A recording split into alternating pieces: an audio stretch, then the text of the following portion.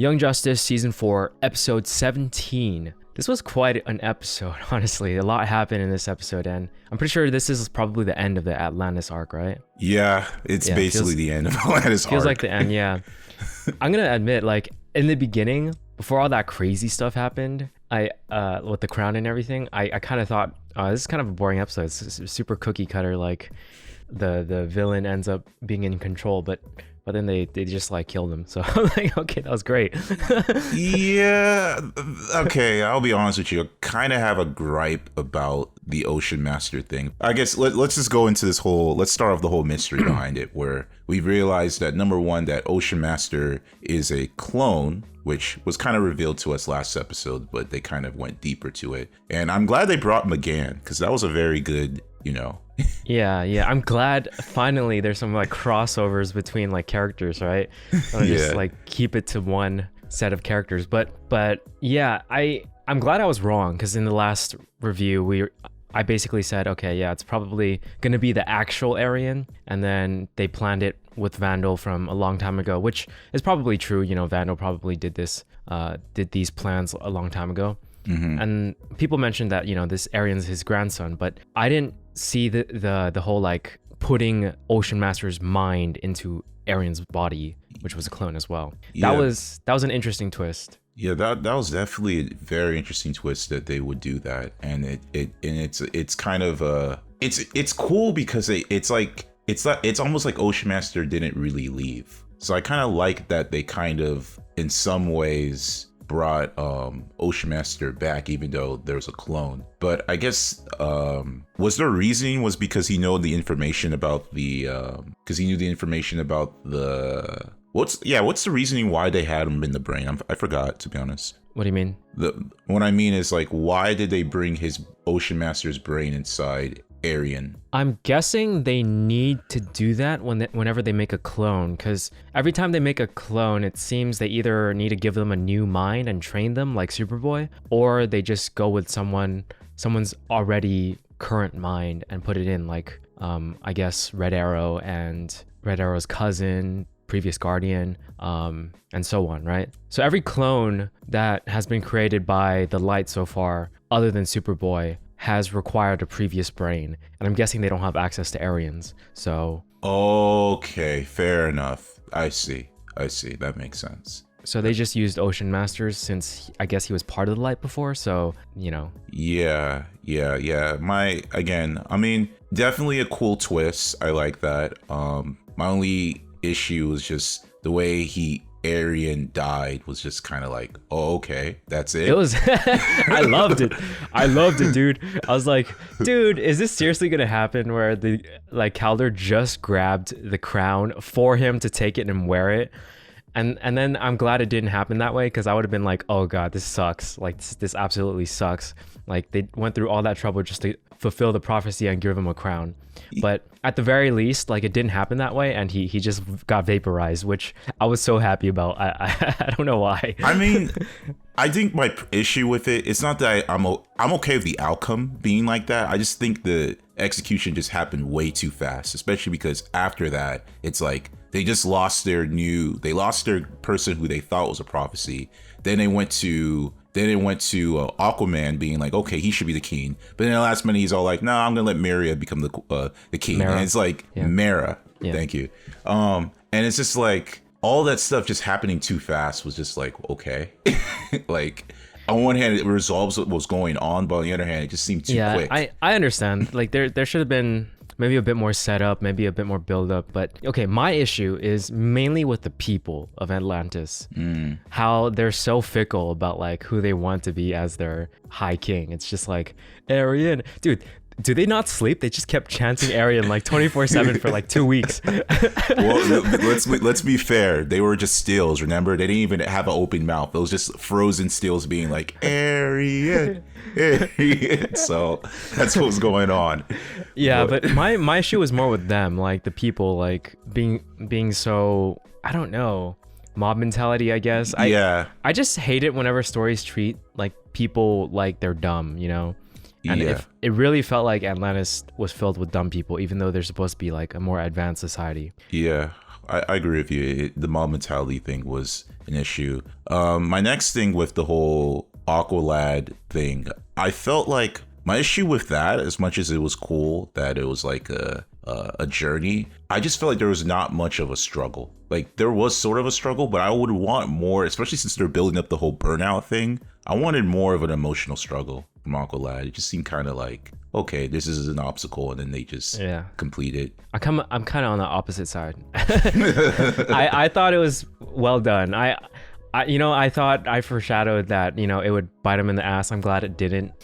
It's sort of like everything I said last episode where I expected something to happen, the opposite happened. And I think for that reason, I'm glad they didn't go there. And like they kept saying that, he's pushing himself too hard. So they were kind of, if he had made a huge mistake and like something bad happened, then it would have been too obvious, I guess. So I'm glad that Calder kept his cool for the most part and still badass. And honestly, he's like one of my favorite parts about this whole thing is just his acting and his delivery is just like, it's great. I mean, I think for me, my issue with it, it's like, had the obstacle be more challenging, I would have been more okay with it. But I feel like there just needs to be some form of challenge in it. Feel like a challenge at all. That's what I felt. So that's why to me it was like, because you even brought up itself that this episode was kind of boring until the conclusion. And I felt like at least an emotional, although it's cliche for it to be him burning out or some sort of struggle, it would have been more engaging to me to watch than to see what was happening. Because what was happening, I mean, it was all right, but it was just kind of like, yeah, I kind of was like, I don't even remember it was just what was it, a Leviathan? I don't know what it is. It was just some weird water monster. Some big crab. Yeah, and I was just thinking to myself, if Aqualad was there, could he just talk to the thing? Aquaman, yeah. Aquaman, yeah. But I get what you're saying. I understand. I feel similar in the sense that, there could have been more, but for what it was, like, because they're not really fighting anyone, you know what I mean? They're just like trying to find a crown. That's fair. So there wasn't much build up to that. So I don't know. I didn't really care for it too much. It's just getting to see Aqualad getting to see Aqualad in action that was fun for me. That's nice. That's nice. And I did kind of like how he was like, you know what, I'm gonna take a break. I can take a break now. Yeah. So we get that relief as an audience. Yeah. Everyone keeps saying it. They keep setting up something, so they have to deliver in some way. So instead of making him like mess up, they make him succeed and then say that he's gonna take a break. Yeah, that's fine. I guess my only issue is that what makes him want to take a break is just my curiosity now. Because he's overworked himself. He has, but it's like but if the habit of overworking himself has not been a problem with him, why now he wants to take a break? Probably because he was answering to mainly Aquaman, and now that Aquaman's, I guess, stepped down in some ways, he finds that is a good opportunity, Yeah. That's the way I saw it. I was gonna say, how do you feel about Lagoon Boy being another Aquaman? I don't mind. I don't know. I don't feel like he earned it in my eyes. But I do agree that Aquaman should step down, because I just never felt like Aquaman was the type of person who should be a king to begin with. So yeah. So I like that. Okay, one thing that really stood out to me going on now that we're done with kind of answering all the Atlantis stuff was the Superboy thing, because I'm confused with this whole Superboy thing in terms of timeline, right? Because from our understanding, and I actually looked this up. I went to rewatch episode 13 of the season. All that happened around May 14th, and at that point, at May 14th, that was when Zatanna said, "I need to go help Superboy," whatever, right? But it's now June 18th, or at the timeline at the point with Superboy, it should be, if we're going to what the show is giving us, it's June 18th, and Superboy sees the bus. So I'm confused of like, does that Phantom Zone just not exist outside timeline? So everything's happening in a weird way, and it's like, what's Zatanna's doing right now? Like, it just, it's been like now over a month. Yeah, it's very confusing. I'm not sure. We'll see. I'm pretty sure they're gonna address it next episode, since they just did it again, essentially. Yeah. The only thing I can say is, since we've seen Zatanna in the Fate outfit, I'm guessing Fate has a different plan. So yeah. Well, I don't think that was Zatanna in the helmet. Yeah, that was Zatanna. I'm pretty sure that was Zatanna. There was brown hair. I'm pretty sure. Okay. That might have been 13. I'm not sure, but okay, it sounded like Zatanna, but I could be wrong. I could be wrong too. Well, either way, it wasn't the usual guy or Zatanna's dad. Okay. Zatara. Yeah, But- yeah. Anyways, I mean that's one final point, right? Like Vandal Savage's plans are essentially ruined because of the Lords of Order. Exactly. That's very interesting. I And thought it was fun. I feel like if you saw the ending credits, I feel like Jason Todd might be next, because even Cowder mentions Jason Todd in the ending credits, so I feel like they're teasing us a lot. So Yeah. Well, I mean, we already know that Jason's back alive. What I want is Wally. All right. He mentioned multiple names. All right, Chiku. that's true. That's I want true. Wally back. That's what I want. That's true. That's true. But we want to see the Red Hood. That's just what I want to see, a Red Hood Young Justice adaptation. So Yeah. I mean, dude, please do him well. Like the way that they have Jason Todd right now, like a zombie, I'm not with it. Like It's I know fair. he's gonna like relearn and get better, but I find it weird that he's still with the League of Shadows and not doing his own thing. That's Like true. he needs to break away from them. If he stays with the League of Shadows, I'm not gonna be happy with that. I mean, Or- any more? Actually, final technically, thoughts? they're my bad. I want to correct my mistake before we go too far, but they're not the League of Shadows anymore. But either way, Ra's al Ghul, he's with Ra's al Ghul and Talia and whatnot. I don't want Jason to be with them, basically, That's fair. since technically someone else is in charge of the League of Shadows. Oh yeah, I forgot about that. But Is it Shiva or yeah, I think it's Shiva, isn't it? yeah? It's been a while since I've watched the first half, so. Yeah. Anyways, let's go ahead and read some comments from the previous video. So if you guys want to leave comments for this video, we'll read it in the next review. But for now, Zack Ryder said, Beast Boy being overdue for his mandatory mental health check with Black Canary means she, in the meantime, has been delivering that service for other leaguers. So she's been available and on the job this whole time. Yeah, I'm pretty sure they never mentioned like her stopping. Like I'm pretty sure Black Canary has always just been the main counselor. Yeah, she's always been that. David Romig, sorry if I butcher your name. He says, why don't they help Calderon? A lot of people have been. Oh, that was my comment from last review. Like I said, why don't they help Calder? Oh, okay.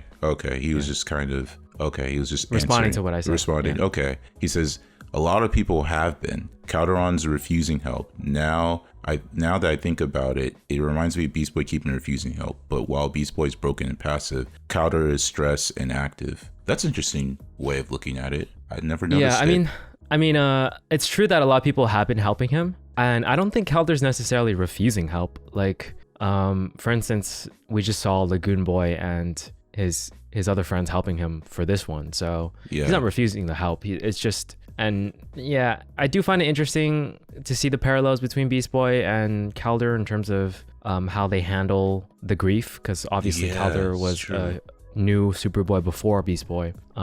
Yeah, that's interesting.